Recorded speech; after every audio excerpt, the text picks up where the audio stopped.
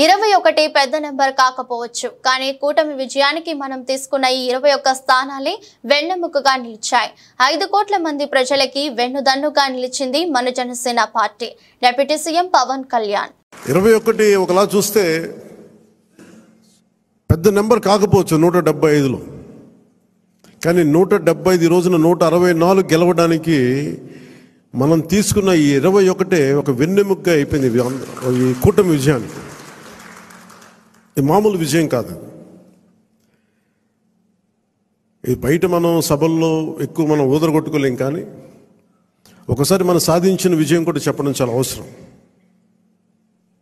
ఇది నా వ్యక్తిగతంగా నేను చాలా సందర్భాలు కొన్ని సినిమాల్లో ఏదైనా చేసినా కానీ, నేను పెద్ద మాట్లాడిన కానీ, ఇది ప్రజలకు సంబంధించిన విజయం కాబట్టి ఒక మార్పు కోరుకుంటే కోట్లాది మంది ప్రజల రోడ్ల మీదకి వస్తారు.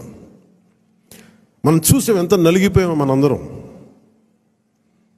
ఇందాక పెద్దలు మనోహర్ గారు చెప్తున్నట్టుగా రోడ్డు మీదకి రావాలంటే భయపడిన సంవత్సరాలు అవన్నీ.